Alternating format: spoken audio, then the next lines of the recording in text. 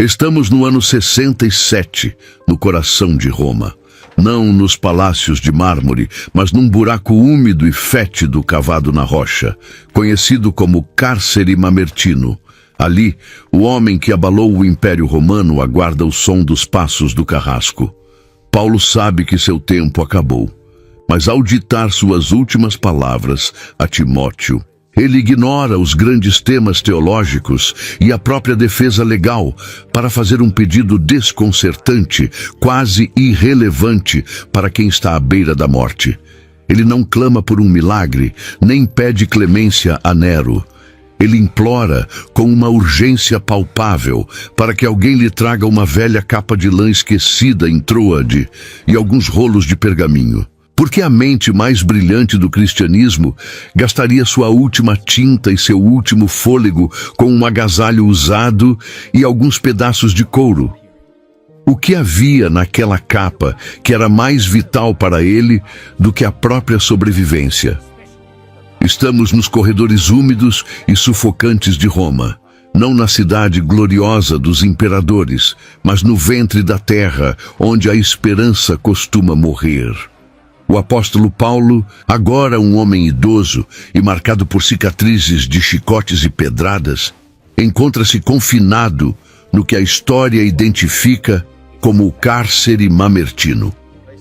Diferente de sua primeira prisão domiciliar, onde recebia visitas e pregava livremente, este lugar é um buraco escuro, úmido e fétido, conectado ao sistema de esgoto da cidade, onde a luz do sol é uma memória distante e o ar é pesado com o cheiro da morte iminente. Ao ler 2 Timóteo capítulo 4, versículo 6, percebemos que ele sabe que o fim chegou. Ele diz que já está sendo derramado como uma oferta de bebida e o tempo da sua partida é chegado. Não há glamour aqui, apenas a pedra fria e a certeza de que o leão de Nero está rugindo lá fora. A sensação de claustrofobia é palpável, pois as paredes parecem se fechar sobre o homem que viajou o mundo conhecido levando a luz, mas que agora está cercado por trevas absolutas. Mas então, no meio desse silêncio opressor, algo acontece dentro dele que desafia a lógica humana. Em vez de desespero, brota uma urgência de conexão, não para salvar sua vida, mas para salvar o legado que ele deixará para trás. A realidade física de Paulo é brutal e não deve ser romantizada, pois ele está provavelmente acorrentado a um guarda ou a uma parede, com a mobilidade severamente reduzida e o corpo doendo pelo frio que penetra nos ossos velhos.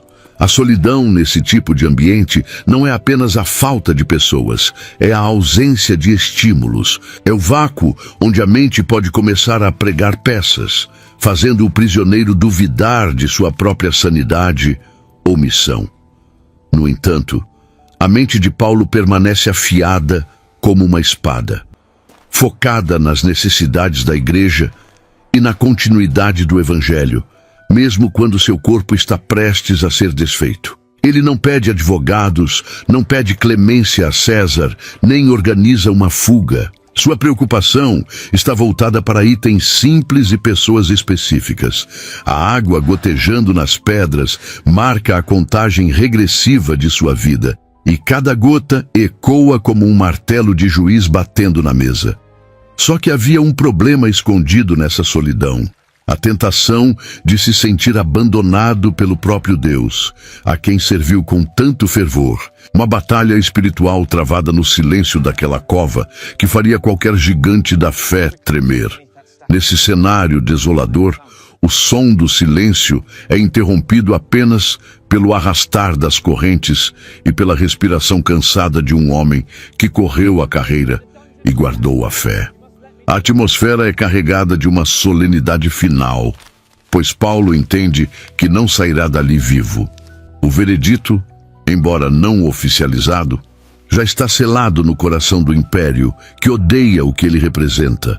A carta que ele dita ou escreve com mãos trêmulas não é um tratado teológico distante, mas o testamento de um pai espiritual que está passando o bastão antes que a guilhotina desça. Ele precisa que Timóteo venha, e venha rápido, não apenas para vê-lo, mas para trazer a presença reconfortante de um filho na fé naquele lugar de morte. A tensão aumenta porque o inverno está chegando, o que tornaria a viagem de Timóteo impossível devido ao fechamento das rotas marítimas. Se o jovem pastor demorar, Paulo morrerá sem ver seu rosto uma última vez. E é aqui que a dor se torna tangível, pois o maior teólogo da cristandade revela sua necessidade humana de companhia diante do abismo da execução. Mas a solidão física não era o único tormento que Paulo enfrentava naquelas horas finais. A dor da traição e do abandono corta mais fundo do que qualquer chicote romano. E Paulo, naquele calabouço, sente o peso esmagador de ver companheiros de batalha darem as costas para a cruz. Em 2 Timóteo capítulo 4, versículo 10, encontramos um dos lamentos mais tristes de todo o Novo Testamento, quando ele escreve: "Porque Demas, tendo amado o presente século, me abandonou e se foi para Tessalônica." Demas não era um desconhecido. Ele é citado em outras cartas como um cooperador, alguém que esteve ombro a ombro com Paulo, viu milagres, participou de orações e sofreu perseguições. Mas no momento crítico, quando a sombra da morte cobriu o líder, o amor pelo mundo e o medo de perder a própria vida falaram mais alto no coração de Demas. Essa deserção não é apenas uma nota de rodapé, é uma ferida aberta na alma do apóstolo. Imagine o impacto de olhar para o lado, esperando ver um rosto amigo, e encontrar apenas o vazio deixado por alguém que preferiu o conforto da sociedade pagã à vergonha da cruz. Além de Demas, a dispersão dos seus aliados aumenta a sensação de isolamento, embora por motivos diferentes, pois Crescente foi para a Galácia e Tito para a Dalmácia, deixando Paulo estrategicamente sozinho em Roma. A frase "somente Lucas está comigo", registrada em 2 Timóteo capítulo 4, versículo 11, ecoa com uma melancolia profunda, mostrando que, embora o médico amado permanecesse fiel, o círculo íntimo de Paulo havia sido drasticamente reduzido. Lucas, o historiador fiel e médico cuidadoso, provavelmente estava lá para atender às necessidades físicas do apóstolo idoso e registrar suas últimas palavras, mas a ausência dos outros pesava. A liderança é frequentemente solitária, mas a solidão do martírio é de uma categoria diferente. É o momento em que todas as multidões somem e resta apenas o indivíduo diante de seu Criador e de seus algozes. Só que acontece o inesperado dentro dessa dinâmica. Essa solidão forçada purifica as motivações de Paulo, removendo qualquer apoio humano para que ele dependa inteiramente da graça divina, provando que sua fé não estava alicerçada na popularidade ou na equipe, mas na pedra angular. O abandono de Demas serve como um alerta sombrio para todas as gerações. É possível caminhar perto do fogo e nunca se aquecer verdadeiramente. É possível estar na obra sem ser da obra. Paulo não esconde sua decepção. Ele nomeia quem o deixou, não por vingança, mas como um registro fiel da realidade brutal do ministério. A dor de ver um filho na fé seduzido pelo presente século, uma expressão que denota o sistema de valores temporais, o brilho do sucesso, a segurança financeira e a aceitação social. Deve ter causado em Paulo uma angústia semelhante à de Cristo no Getsêmani, quando seus discípulos dormiram ou fugiram. Ele está despido de sua rede de apoio, vulnerável emocionalmente, e isso torna sua firmeza ainda mais impressionante. Ele não amaldiçoa Demas, mas constata o fato com a sobriedade de quem sabe que o trigo e o joio crescem juntos. A separação é definitiva neste mundo, e Paulo tem que lidar com o fato de que morrerá sem a reconciliação com aquele antigo amigo. E então, no meio dessa carência afetiva, surge uma necessidade física urgente que revela a fragilidade do grande apóstolo. Diante da aproximação do inverno implacável, o homem que sobreviveu a naufrágios e apedrejamentos faz um pedido que nos desarma completamente pela sua simplicidade e necessidade humana. Em 2 Timóteo capítulo 4, versículo 13, ele instrui: quando vieres, traze a capa que deixei em Troade, em casa de Carpo. Este detalhe, aparentemente trivial, carrega uma carga emocional e histórica imensa. Por que a capa ficou em Troade? Muitos estudiosos sugerem que a prisão de Paulo pode ter ocorrido de forma súbita, talvez no meio do verão, quando ele não precisava do manto pesado, sendo arrastado por soldados romanos sem tempo para recolher seus pertences essenciais. Agora, no úmido calabouço romano, aquele manto de lã grossa, provavelmente tecido de uma peça única e sem costuras, representava a diferença entre tremer de frio nas noites gélidas ou ter um mínimo de conforto térmico. Não é um pedido espiritual, é um grito do corpo que sofre, lembrando-nos que o gigante da fé também sentia frio, dor e desconforto físico extremo.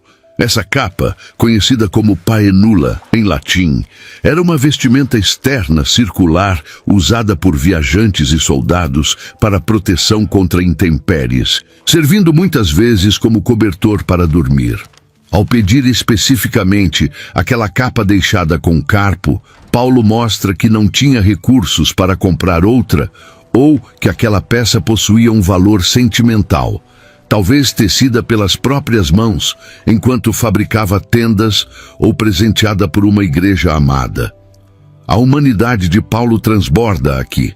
Ele não está flutuando acima das necessidades terrenas. Ele precisa se aquecer. A imagem do apóstolo idoso, abraçando os próprios braços para conservar o calor em uma cela subterrânea, desfaz a ideia de um super-herói intocável e nos apresenta um homem real, dependente da bondade de outros. Mas aí acontece uma reviravolta na nossa compreensão. Ao pedir a capa, ele também está dizendo a Timóteo que planeja viver o suficiente para usá-la, ou pelo menos, que pretende enfrentar a morte com dignidade, sem sucumbir à hipotermia antes que a espada o alcance. A urgência do pedido está atrelada ao calendário, pois se Timóteo esperar demais, o mar se fechará para a navegação e o frio chegará antes da capa. É uma corrida contra o tempo e contra os elementos da natureza. Paulo sabe que seu corpo, já desgastado por anos de missões exaustivas, não resistirá a um inverno naquelas condições sem proteção adequada. O pedido da capa é, portanto, um ato de resistência. Ele se recusa a morrer de frio e negligência antes de cumprir seu último propósito. Ele quer estar vivo e consciente quando o momento final chegar. A capa de Troade simboliza tudo o que foi deixado para trás, na pressa da perseguição, mas que agora se torna essencial para a sobrevivência mínima. É um lembrete de que, mesmo cheio do Espírito, habitamos corpos de carne e sangue que quebram, esfriam e precisam de cuidado. O que Paulo pede a seguir, no entanto, revela que seu conforto físico era apenas secundário diante da fome que consumia sua mente. Mesmo diante da morte iminente, a mente do apóstolo Paulo recusava-se a estagnar, revelando uma fome intelectual e espiritual que o frio da prisão não conseguia extinguir. Na mesma frase em que pede a capa para aquecer o corpo, registrada em 2 Timóteo capítulo 4, versículo 13, ele faz uma solicitação que expõe a prioridade de sua alma. Traze também os livros, especialmente os pergaminhos. Para muitos, pode parecer estranho que um homem condenado à execução se preocupe com leitura e estudo, mas para Paulo, a palavra e o estudo não eram hobbies, eram o próprio ar que ele respirava. Os livros mencionados aqui eram provavelmente rolos de papiro, talvez contendo cópias de cartas anteriores, registros históricos ou até mesmo literatura judaica e grega que ele usava para argumentar em suas defesas. Mas a ênfase recai sobre os pergaminhos, feitos de pele de animal, velino, um material muito mais durável e caro do que o papiro.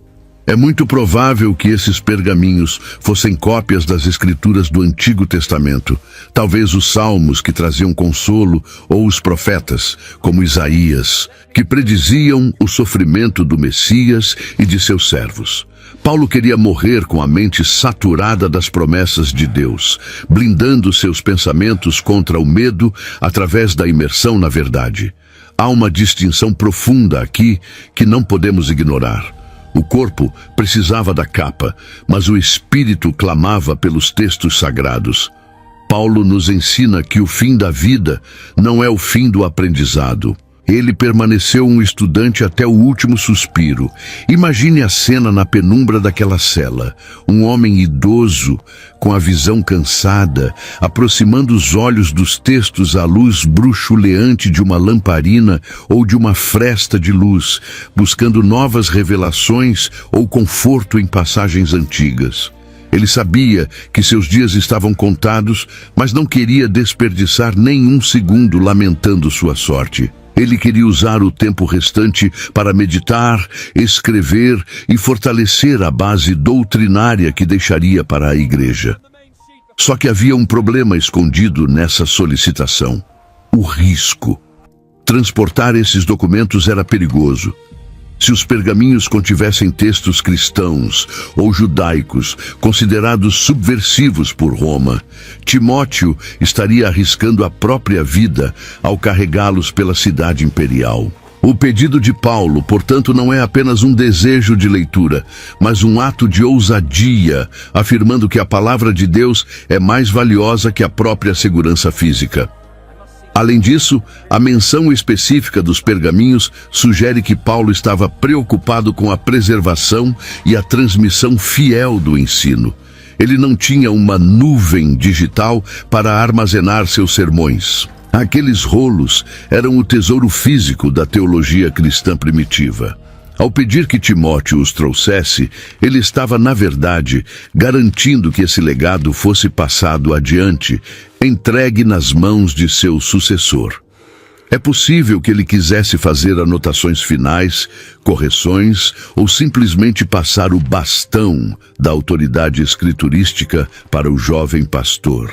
A solidão da masmorra era preenchida pelas vozes dos profetas e pela presença de Deus manifestada naquelas letras. Enquanto o mundo lá fora celebrava o poder de César, ali embaixo, um velho prisioneiro reafirmava que a verdadeira autoridade estava escrita naqueles couros de animais. Ele nos mostra que nos momentos de maior crise, o refúgio mais seguro não é a negação da realidade, mas o aprofundamento nas Escrituras. Mas enquanto Paulo buscava refúgio na palavra, havia ameaças humanas ativas que ainda tentavam destruí-lo, personificadas em um homem cujo nome ficaria marcado na infâmia. Se Demas representava a dor do abandono passivo, Alexandre, o latoeiro, encarnava a virulência da oposição ativa e maliciosa. Em 2 Timóteo, capítulo 4, versículo 14, Paulo emite um alerta grave e direto. Alexandre, o latoeiro, causou-me muitos males. O Senhor lhe pague segundo as suas obras. A identificação profissional dele como latoeiro, ou ferreiro de cobre, nos dá pistas sobre sua influência. Ele pertencia a uma classe de artesãos que muitas vezes estava associada à fabricação de ídolos ou utensílios para o culto pagão, o que o colocava em rota de colisão direta com a pregação cristã que esvaziava os templos. Diferente de alguém que simplesmente se afasta da fé, Alexandre agiu deliberadamente para prejudicar o apóstolo. A expressão "causou-me muitos males" pode ser traduzida como "demonstrou muita maldade contra mim", sugerindo que ele pode ter sido uma testemunha-chave na acusação contra Paulo, distorcendo fatos, levantando calúnias ou incitando as autoridades romanas com informações falsas para garantir a condenação do apóstolo. A periculosidade desse homem era tamanha que Paulo sentiu a necessidade de advertir Timóteo especificamente no versículo 15. Tu guarda-te também dele, porque resistiu muito às nossas palavras. Isso indica que a inimizade de Alexandre não era apenas pessoal contra Paulo, mas doutrinária e teológica. Ele se opunha à mensagem do evangelho com ferocidade. Alexandre não era um inimigo que dormia. Ele era um adversário teológico articulado e possivelmente politicamente conectado, capaz de usar o sistema legal romano para perseguir os líderes da igreja. O aviso a Timóteo sugere que Alexandre poderia estar em Éfeso ou em uma rota que Timóteo percorreria, representando uma ameaça contínua não só a Paulo, mas a qualquer um que carregasse a bandeira de Cristo. Aqui vemos a realidade crua do ministério: enfrentar opositores que não jogam limpo, que usam de astúcia e influência para destruir a reputação e a vida dos servos de Deus. Mas aí acontece o inesperado na postura de Paulo. Ele não pede vingança humana. Em vez de clamar por retaliação ou instruir Timóteo a atacar Alexandre, Paulo entrega o julgamento nas mãos de Deus. A frase "O Senhor lhe pague segundo as suas obras" é uma citação implícita do Salmo 62, versículo 12, e reflete uma confiança absoluta na justiça divina. Paulo entende que não cabe a ele ser o executor da vingança. Ele sabe que o juiz de toda a terra fará o que é certo. Isso libera Paulo da amargura. Ele reconhece o mal, nomeia o agressor para proteger o rebanho, mas não deixa que o ódio envenene seus últimos dias. Ele está focado na coroa da justiça, enquanto deixa Alexandre lidar com as consequências eternas de suas escolhas. Essa atitude revela uma maturidade espiritual colossal. Conseguir distinguir entre a necessidade de alerta prudente e o desejo carnal de vingança. O latoeiro pode ter vencido uma batalha nos tribunais terrenos, ajudando a prender Paulo, mas Paulo sabia que a guerra final pertencia ao Senhor dos Exércitos. E foi exatamente nesse cenário de tribunal hostil que Paulo experimentou a solidão mais pública e, ao mesmo tempo, a presença mais gloriosa de sua vida. O sistema legal romano era implacável e teatral, projetado para intimidar e esmagar qualquer um que ousasse desafiar a ordem imperial. Paulo relata em 2 Timóteo, capítulo 4, versículo 16. Na minha primeira defesa, ninguém foi a meu favor. Antes, todos me abandonaram. Esta primeira defesa, ou prima actio, era a audiência preliminar onde as acusações eram apresentadas e o réu tinha a chance de responder. Normalmente em Roma, um réu seria acompanhado por advogados ou patronos influentes e cercado por amigos que atestariam seu bom caráter para influenciar o juiz. Mas no caso de Paulo, o banco das testemunhas de defesa estava vazio. O medo da associação com um suposto líder de uma seita incendiária e ateia, como os cristãos eram chamados por rejeitarem os deuses romanos, fez com que todos os conhecidos de Paulo em Roma recuassem. O silêncio dos amigos naquele tribunal vasto e hostil deve ter sido ensurdecedor. Ele estava ali, um homem pequeno, velho e judeu, diante da magnificência aterrorizante do poder imperial, totalmente desprovido de apoio humano. Contudo, o que parecia ser o momento de maior derrota, transformou-se em um palco de glória sobrenatural. No versículo 17, ele declara: "Mas o Senhor assistiu-me e fortaleceu-me." A palavra grega usada para assistiu sugere alguém que se coloca ao lado para dar suporte, como um advogado ou um guerreiro companheiro. Enquanto os homens fugiam, o Cristo ressurreto se fez presente de forma tangível ao lado de Paulo no banco dos réus. Essa presença não foi apenas para consolo emocional, mas teve um propósito estratégico divino, para que por mim fosse cumprida a pregação e todos os gentios a ouvissem. Incrivelmente, Paulo usou seu tempo de defesa não apenas para arguir sua inocência legal, mas para pregar o evangelho à elite romana, aos magistrados e talvez a membros da casa de César que estavam presentes. O tribunal tornou-se um púlpito. Onde outros teriam gaguejado de medo, Paulo rugiu a verdade do evangelho, fortalecido por uma injeção de poder divino que neutralizou o terror do ambiente. O resultado desse confronto espiritual foi que ele foi livre da boca do leão. Essa expressão pode ser uma referência literal às feras do Coliseu, uma metáfora para o próprio imperador Nero, frequentemente comparado a uma besta, ou uma alusão a Satanás, o adversário final. Seja qual for o significado exato, o ponto é que Paulo ganhou uma prorrogação. Ele não foi condenado imediatamente à morte naquelas arenas públicas, nem executado sumariamente naquele dia. Deus lhe concedeu mais um tempo, o tempo necessário para escrever esta última carta, para chamar Timóteo e para finalizar sua missão. Ele não tinha ilusões de sair livre permanentemente. Ele sabia que o fim estava próximo. Mas aquela vitória temporária no tribunal serviu como um testemunho final de que Deus estava no controle do relógio da sua vida. Ele não morreria um minuto antes do que Deus permitisse. A solidão humana serviu para destacar a suficiência absoluta de Cristo, provando que um homem com Deus é sempre a maioria, não importa quão poderoso seja o império que se levante contra ele. Quando lemos 2 Timóteo capítulo 4, versículo 7, onde Paulo declara: "Combati o bom combate, acabei a carreira, guardei a fé", não estamos lendo o epitáfio de um derrotado, mas o grito de vitória de um atleta que cruza a linha de chegada exausto, porém triunfante.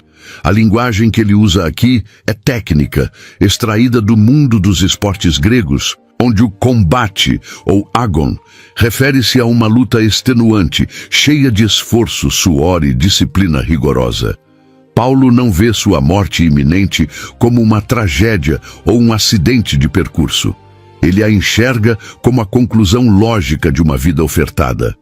A expressão "já estou sendo oferecido por aspersão de sacrifício", mencionada no versículo 6, evoca a imagem da libação, o ato final de um ritual, onde o vinho era derramado sobre o altar antes que o fogo consumisse a oferta. Ele entende que sua vida foi o sacrifício vivo e agora seu sangue será a última gota derramada para completar a obra. Essa perspectiva muda tudo. A masmorra deixa de ser um local de espera para a execução e se torna a antecâmara da coroação. Ele não está sendo tirado da vida. Ele está entregando-a voluntariamente como um ato final de adoração. A certeza de Paulo se projeta para o futuro imediato, com uma confiança que desafia a arrogância de César, pois no versículo 8 ele afirma: "Desde agora a coroa da justiça me está guardada, a qual o Senhor justo juiz me dará naquele dia." Em Roma, os atletas vencedores recebiam uma coroa de louros que murchava em poucos dias, e os generais vitoriosos recebiam honrarias que dependiam do capricho de imperadores instáveis. Paulo, contudo, contrasta essas recompensas passageiras com a coroa da justiça, um símbolo de autoridade real e pureza eterna que nunca se corrompe. Ao chamar Jesus de justo juiz, ele faz uma crítica velada e poderosa ao sistema judicial romano que o condenou injustamente. Nero pode ser o juiz terreno que decreta sua morte física, mas há uma corte superior onde a sentença de Paulo já foi proferida, inocente, justificado e aprovado. Só que havia um problema escondido na mente de muitos cristãos da época. O medo de que essa glória fosse reservada apenas para superapóstolos como Paulo. Ele destrói esse temor ao completar a frase, dizendo que a coroa é não somente a mim, mas também a todos os que amarem a sua vinda. Essa promessa democratiza a esperança do martírio e da fidelidade cristã, estendendo a recompensa a qualquer crente anônimo que mantenha seus olhos fixos na eternidade. Paulo não quer ser idolatrado como um herói inalcançável. Ele quer ser visto como o pioneiro que mostra que é possível chegar ao fim fiel, mesmo quando o mundo desmorona ao redor. Ele está olhando para além do machado do carrasco, vendo o rosto de Cristo esperando por ele. A morte, para ele, perdeu o aguilhão do terror e se tornou o veículo de transporte para a presença do amado. A serenidade com que ele encara o fim serve de combustível para Timóteo e para a igreja perseguida. Se o general pode encarar a morte com tal dignidade, os soldados também podem. Ele transformou o cadafalso em um pódio de vitória, e o som da lâmina caindo não será o fim, mas o tiro de partida para a vida verdadeira. Mas embora sua alma estivesse pronta para o céu, seu coração humano ainda tinha uma preocupação terrena urgente relacionada ao tempo. Há uma nota de pressa angustiante no final da carta, um detalhe logístico que revela a humanidade crua do momento, quando em 2 Timóteo, capítulo 4, versículo 21, Paulo insiste: apressa-te a vir antes do inverno. Isso não era apenas uma preferência climática, era uma questão de vida ou morte logística. No mundo antigo, o Mediterrâneo se tornava perigoso e praticamente intransitável para a navegação comercial entre novembro e março, um período conhecido como Mare Clausum, mar fechado. Se Timóteo adiasse a partida de Éfeso, mesmo que por algumas semanas, ele ficaria preso onde estava até a primavera. Paulo sabia que não sobreviveria até a primavera. O frio da masmorra mamertina, combinado com sua idade avançada e os rigores da prisão, seria fatal, ou a execução ocorreria antes que as rotas marítimas reabrissem. Esse venha antes do inverno é o código para venha agora ou nunca mais me verá. É o último apelo de um pai que sente as sombras se alongarem e deseja desesperadamente o abraço do filho antes que a noite caia definitivamente. Nesse contexto de despedida, Paulo transmite saudações de um grupo remanescente de fiéis romanos. Eubulo e Prudente, e Lino e Cláudia e todos os irmãos te saúdam. Esses nomes são preciosos porque provam que, apesar da deserção de muitos e do terror imposto por Nero, a igreja em Roma não havia sido exterminada. Lino, segundo a tradição histórica, viria a ser um dos primeiros líderes da igreja de Roma após os apóstolos. Cláudia e Prudente, possivelmente membros da aristocracia ou de famílias influentes, mostram que o Evangelho havia penetrado em camadas inesperadas da sociedade. Eles não podiam estar com Paulo na prisão o tempo todo, talvez por restrições de segurança ou para não serem presos também, garantindo assim a continuidade da obra externa. Mas eles mantinham contato. Essas saudações servem para conectar Timóteo, que estava longe, com a realidade de que ele não estava sozinho na batalha global. Havia uma resistência silenciosa e fiel, operando nas sombras da capital do império. Mas aí acontece o inesperado na dinâmica dessas saudações. Elas carregam um peso de último adeus. Paulo não pede que Timóteo venha para assumir a liderança de Roma, nem para organizar uma defesa legal. Ele pede que venha para o momento final de comunhão. A bênção final: o Senhor Jesus Cristo seja com o teu espírito. A graça seja convosco. Amém. Registrada no versículo 22, encerra o cânon paulino não com uma ordem administrativa, mas com um desejo de sustentação espiritual. Ele sabe que Timóteo precisará de uma dose dupla da graça para enfrentar os tempos difíceis que virão após a morte de seu mentor. A tocha está sendo passada não em uma cerimônia pública com aplausos, mas através de uma carta enviada às pressas antes que a neve bloqueie os portos. A urgência do inverno físico reflete o inverno espiritual que se aproximava da igreja com a perseguição. E Paulo queria garantir que Timóteo estivesse agasalhado com a capa da autoridade apostólica e os pergaminhos da verdade. O que acontece a seguir sai das páginas da Bíblia e entra nos anais da história e da eternidade. A Bíblia não registra o momento da morte de Paulo, mas a tradição histórica e os registros da igreja primitiva nos dão um vislumbre solene do que aconteceu logo após a carta ser enviada.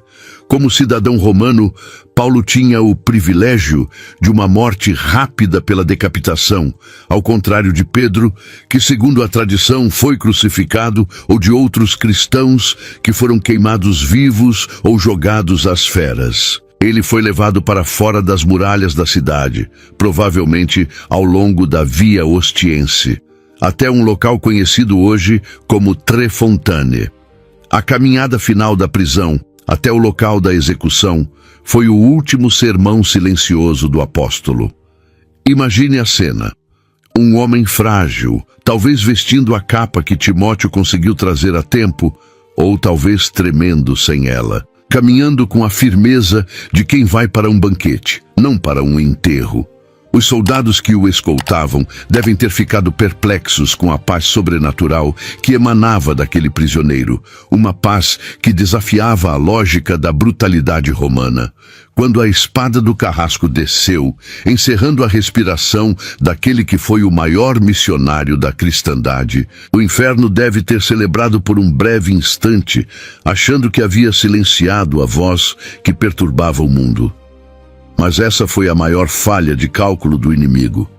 O sangue de Paulo regou o solo da igreja e a morte dele selou seu testemunho com uma autoridade irrevogável. A carta a Timóteo, escrita naquelas condições precárias, escapou das paredes da prisão. Ela foi copiada, lida em segredo, passada de mão em mão, cruzou oceanos e séculos. Enquanto a cabeça de Paulo rolava na poeira, suas palavras ganhavam asas de águia. O Império Romano, que parecia invencível e eterno, desmoronou e virou ruína arqueológica. Nero é lembrado como um louco tirano. Mas as palavras escritas pelo prisioneiro da masmorra mamertina continuam vivas, transformando vidas, edificando igrejas e consolando corações partidos 2000 anos depois. A grande ironia divina é que, ao tentar apagar a luz de Paulo, Roma acabou por colocá-la em um candelabro alto demais para ser ignorado. O testamento esquecido não foi esquecido. A carta sobreviveu ao inverno, sobreviveu à perseguição, sobreviveu à queda de Roma e chegou até nós. O pedido urgente de Paulo foi atendido de uma maneira que ele jamais poderia ter imaginado. Não apenas Timóteo leu aquelas palavras, mas bilhões de pessoas ao longo da história trouxeram a capa e os livros em seus corações. A voz de Paulo não foi silenciada. Ela foi amplificada pela acústica do martírio. E hoje, quando lemos essas linhas finais de 2 a Timóteo, não estamos apenas lendo um texto antigo, estamos ouvindo o eco daquela vitória final, convidando-nos a pegar o bastão que caiu no chão da Via Ostiense e continuar a corrida, sem olhar para trás, até que nós também possamos dizer: guardei a fé. Ninguém foi feito para atravessar os invernos da vida sozinho. Ao se inscrever no canal, você se junta a uma comunidade que busca nas Escrituras o calor e a sabedoria necessários para os dias difíceis. Deixe seu like para garantir que esta mensagem de esperança alcance mais corações e compartilhe conosco nos comentários. Qual trecho da Bíblia você gostaria de ter em mãos se soubesse que o seu tempo estava acabando? Sua resposta pode ser exatamente o conforto que alguém precisa ler hoje.